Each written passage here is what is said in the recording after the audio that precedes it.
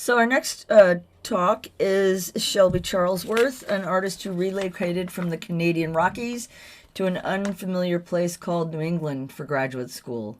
She received her BFA from Alberta University of the Arts in 2017 and attended an exchange program at Pacific Northwest College of Art in 2015. Charlesworth explores mortality through mixed media such as sculpture, installation, and printmaking. Recent exhibitions include Being Without Being at the Alexei von Schleppe Gallery in Avery Point, Vanishing at this gallery, an online venue, Works in Volume 10 of Storied Stitches, and The Daily curated by Sharon Butler at the Ely, or is it Eli? Ely Center, somebody's going to correct me, I'm sure, of Contemporary Art in New Haven, which was also published in Two Coats of Paint. Welcome, Shelby. Thank you so much. Thank you so much, Janet. And it is Eli, just so you know. Hi, I am Shelby Charlesworth. I am a sculpture, installation, and mixed media artist. I'd like to first thank my committee members, Monica Bach, Rita Capua, and Lori Sloan for your insight, your guidance, and ongoing support throughout my time in this program. I'd also like to thank my cohort who've shown me continuous love and demonstrated an admirable level of resilience, as well as my family and friends who have made sure to check in that I'm eating and sleeping enough. I'd like to dedicate my presentation to my father, my grandparents, and my best friend, whose hands continue to inform my work even when I can no longer experience their physical presence. Every place I've ever moved, I bring this silver tin box with me. It contains every remaining item that belonged to my father, some photographs, documents, and a stained wallet. It survived every move I've ever made around the continent since he passed away in September of 2011. His passing took place during my first month of my undergraduate degree. It's peculiar how when you lose someone, the scene plays back like a movie reel that has been cut into sections. Some parts move in slow motion, so crisp that you can see, hear, feel, smell, and taste every single aspect of the scene. Other things have been cut completely out of the reel, sliced by a blade, and the sections fall somewhere on the floor, never to be found again, as if they never existed. And once those memories are gone, all that one is left with are objects to spark recollection. I brought this box with me on my 52-hour drive in my Dodge Avenger that was stuffed to the brim from Calgary, Alberta, here to Mansfield Center, Connecticut. It is one of the most important objects in my possession. When I first saw Christian Boltanski's work, the materials he used showed commonalities with the objects that I choose to hold close. Some materials that Boltanski uses in his work include yearbook photographs, rusted tin boxes, and bare light bulbs. Boltanski created this series in 1985 titled Les Monuments, and this particular piece was constructed in 1987. Lynn Gumpert wrote in her book about him that in this series, Boltanski again capitalized on photography's close ties to memory and death by commenting on the irony that photographs, which are meant to preserve what they record, also perish, that they are only made on paper. This line reflects my interest in the temporality of objects along with the ephemeral nature of the body. Through monoprinting, I can make an exact replica of an object, creating a documentation of its existence. Gloves act as a protective layer for people's hands, but once one glove is lost, the pair loses its purpose. This series consists of 10 different glove monoprints that are missing their mate. This also requires inking the original object to create an exact print of the leather skin against the substrate, destroying the object in its construction. Taste is a series of monoprints from leather shoe tongues on microcrystalline wax. They are created through a similar process as my glove series, but instead of relying on the pressure of the printing press, this process requires that I use the heat and pressure of my body to transfer ink from the tongue onto the substrate. The color of the microcrystalline wax is reminiscent of belly fat yellow and leaves a sticky residue on my skin as I repeat the process. Roland Barthes was a French theorist whose work I've come to refer to often. Although my first introduction to him was his well-known book Camerlicida, His words from Morning Diary resonate with me equally. This journal of his experiences from the years spent grieving after the passing of his mother felt all too familiar. Although the words sting, they also bring me a sense of comfort and understanding. One of his entries from November 28th, 1977 reads, "A cold winter night, I am warm enough, yet I am alone. And I realize that I'll have to get used to existing quite naturally in this solitude, functioning there, working there, accompanied by, fastened to the presence of absence." During my first semester attending the University of Connecticut, one of my closest friends passed away. Words cannot begin to describe the profound impact that this individual had not only on my life, but he changed the world of every single person he came into contact with. I received the news that he had passed away the day of my first final critique as a grad student. When I visited his mom after his funeral, she told me that he had left me a gift. He had purchased this painting to support his mother in 2017. It now hangs beside my bed and watches over me as I sleep, and then it greets me again as I wake. Although I believe the painting itself to be beautiful, the thought of his hands scrawling these letters over the wooden frame of the canvas brings me to tears. This is the other most precious object that I own. Janine and Tony exhibited her piece Gnaw in 1992. It was comprised of two 600-pound blocks of chocolate and of lard. She chewed into the blocks until she was too tired to continue. This work piqued my interest in ideas of labor while also showing performative residue, rather than needing to see the performance or process happen in real time. The marks that she left behind were equally as haunting, allowing the imagination to replay her teeth scraping over the surface of the blocks. In 2019, I began to work with porcelain and found fabric. In this process, I coat sheets of cotton fabric in porcelain slip, massaging the liquid into the material and then laying it on plaster to dry. These sheets hold all of the twists, folds, and wrinkles that are left behind. When they are fired, the cotton burns out in the kiln, and just the porcelain remains, holding the shape of the fabric that was once there. In her book, The Year of Magical Thinking, that was about the loss of her husband, Joan Didion states that grief, when it comes, it's nothing that we expect it to be. Grief is different. Grief has no distance. Grief comes in waves, paroxysms, sudden apprehensions that weaken the knees and blind the eyes and obliterate the dailiness of life. My title for that last piece was derived from this passage. It comes in waves. The objects that one touches can exist much longer than the human body. Beds are a place of love, intimacy, life, and death. They know us from the moment that we open our eyes, often until our last breath.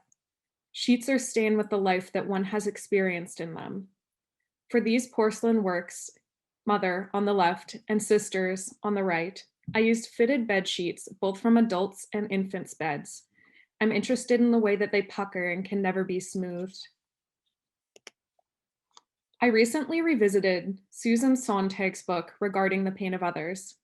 In her book, she describes Robert Fenton's series of photographs that he took of the Crimean War. At this time, photographers were not permitted to depict images of the dead. When speaking about his photograph titled "The Shadow of the Valley of Death," Sontag says, "Fenton's memorial photograph is a portrait of absence, of death without the dead. It is the only photograph he took that would have not needed to be staged, for all it shows is a wide, rutted road studded with rocks and cannonballs that curves onward across the barren rolling plain into the distant void." Just the description of this image echoed with me after reading about it, imagining the power of the remnants. Louise Bourgeois is known primarily as a sculptor, but she moves across many mediums to use materials that serve her purpose. She speaks in a very matter-of-fact manner, leaving no room for questioning. Bourgeois creates work from a complex personal narrative of memories, but still manages to make those narratives accessible. She is quoted saying, "I am not what I am what I do with my hands." I've spent a lot of time sitting with these words and thinking about how they apply to what I make or who I am as an artist. I could simply talk about experiences of loss and longing, but I know that words could not accurately convey the feelings that accompany these experiences. This is where verbal language fails me. What is put forth physically into this world is completely different than that of spoken word. I recently had a conversation with a friend about my work. They asked me about what I was making and how I came up with the idea. They proceeded to ask me with wide eyes, "So, no one asked you to make this?" I use my hands to communicate visually where my words fall short.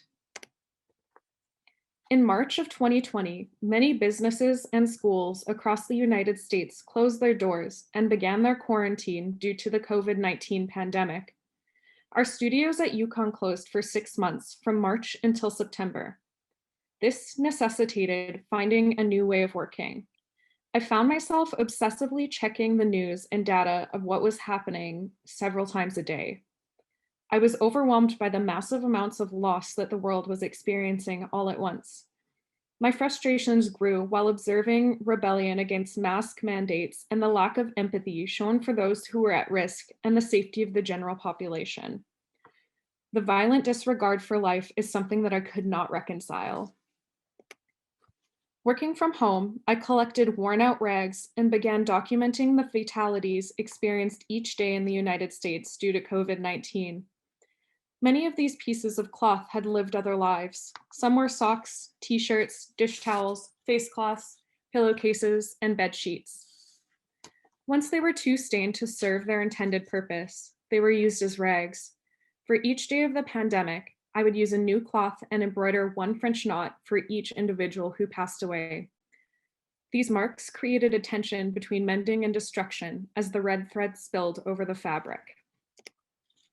Faced with the near impossible task of tracking the numbers being stitched onto each surface, I filled pages with numbers as I went, scratching out the last as I pushed forward with the next set of gestures, all while attempting not to prick my fingers as I went. Over 581,000 people have passed away in the United States due to COVID-19. This work, titled "Any Piece of Cloth Acts as a Calendar," recognizing every life that was lost over the last 13 months. This work will continue as the pandemic persists. Colombian artist Doris Salcedo constructed her piece of Flor de Piel in 2012. This piece is comprised of preserved rose petals stitched together by hand to honor a Colombian nurse who faced a very tragic death of torture. This nurse was not offered a proper funerary ritual, so this was an offering made by Salcedo. She painstakingly used a medical stitch to attach each of these rust-colored petals together. As a child, I spent much of my time at my Nana and Papa's house, eating German treats such as Äpfelkuchen, and sorting through the many collections of items that they possessed. Growing up during the Great Depression and coming from two families that had escaped Germany during the Second World War, they learned to save absolutely every item they could in case it was needed in the future. My favorite collection was my Nana's buttons that she stored in her sewing room. I would take the mason jars filled with buttons of various sizes, shapes, and colors, and then I would pour them onto her linoleum kitchen floor. I'd sit down and sift through them, sorting them by style, picking out my favorites, all while wondering where the garments they had belonged to now resided. As an international student living in the United States, it's prevented me from seeing my family for over a year and a half. I've been considering what's happening back home as the pandemic unfolds, paying close attention to similar sets of data, such as the large number of fatalities suffered at the hands of COVID-19. I began making press cast porcelain buttons to commemorate each individual who lost their life due to the pandemic in Canada. Each button is unique in that each has an impression of either one of my fingers, my thumbs, or my palm imprinted on the opposite side. A needle tool is then used to pierce the button, interrupting the pattern on the back left by my hands. As of today, over 23,000 people have died due to this virus in Canada. As the numbers grow, this pile of buttons swells and overflows. The lost porcelain buttons mimic the color of bone. The mound of precious objects has been put to rest, patted down with care and hopeful for new growth. This series of work is titled Absent Hand and will continue to transform as the pandemic persists. Meticulously fingering through buttons and picking out groups of 10 and keep a tally to account for every individual lost. I sift through the tens of thousands of buttons, just as I had my Nana's collection. I think of all the garments and all of the buttons that had belonged to them. I've been documenting the impressions left by my hands as I press each individual button into its mold. They begin to act as portraits, perfect prints of the original mark as the porcelain buttons rest in the mound. This will conclude my presentation. I thank you for attending and welcome any questions that you might have. One of the things that I found myself wondering about is the French knot. What were you wondering about the French knot? Like what a French knot is? Why? Why the French knot? A lot of it was me. I was thinking about how a lot of people were picking up hobbies during the pandemic and how they were keeping themselves busy. And honestly, I saw a lot of people embroidering as I was going, and I started looking into all of these different techniques. And the French knot is often used as a technique to create flowers in embroidery. And I was thinking about flowers in relationship to mourning and leaving a flower for an individual on their grave when they pass away. So that was something that came to mind for me, or poppies, like poppy red. Yeah, it seems significant. It also seems significant as a woman artist to be dealing with a traditional form, right? In terms of needlework and fabric kinds of processes.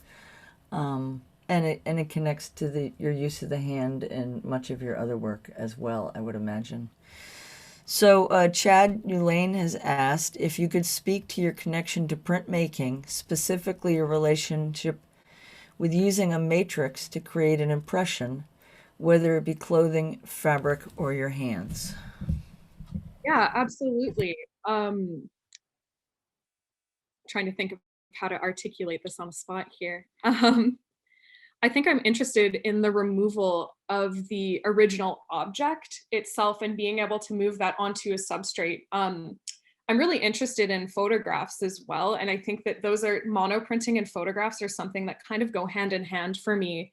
Thinking back even on how Christian Boltanski talks about work and how photographs are only made on paper. I think about the substrate of the monoprint as well, and how those are only paper that they can perish and be damaged so easily, even if it's an archival print or wax that could be damaged. Okay, thank you. John Richardson says, great presentation, Shelby. Thank you for all your hard work in the sculpture area. Do you anticipate your art continuing to focus on memorialization and perhaps memory? Yes, absolutely. Thank you so much, John, first off. And that's definitely an area that I'm going to continue to work with. And originally it kind of started with my personal experiences, but has really turned towards a way of discussing empathy and being able to relate to others or find connection with others who have gone through these experiences of loss and longing and grieving, and how I can connect with them in that way. Okay, thank you. I don't see any other questions. And given the time constraints of this venue, I think maybe we should say thank you. And oh, wait, somebody snuck in last minute. Okay, Monica Bach. Thinking of Louise Bourgeois, family history, connection with textiles, wondering if textile work inspires you. Yeah, textile work definitely does inspire me.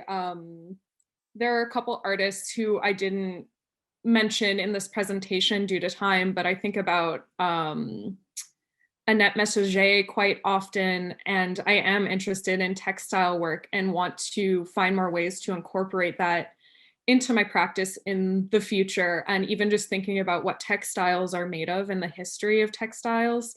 Um, so that's definitely a future avenue for me as well. And starting this project related to COVID-19 was a way to kind of jump into that. I'm just writing down a book title here so I don't forget to tell you later. Thank you. I Um, appreciate that. all right, Madison Watkins, last question, folks, because we need to move on. Beautiful presentation and work, Shelby. It was lovely to hear about your relationship with your grandparents and their journey to escape World War II. Do you think that their stories and journeys shaped how you feel about memorialization through art? Oh, yes, absolutely. I think that their stories were definitely so significant to me. Just even thinking about the actions of sitting at their house. My grandparents would try and teach me German, at least as I would sit and sort through all of these different collections of theirs. And I think that I didn't understand it at the time, but was helping me form a personal history and connection with these other individuals I had never met, and understanding my own personal narrative while hearing a larger historical narrative from them. Okay, folks, I'm really seriously cutting you off. We keep saying this. Monica Bach says, thank you, Shelby. And Stephanie Jurek says, very insightful and wonderful work, Shelby. How did you find your processes changed as the scale and severity of the pandemic grew?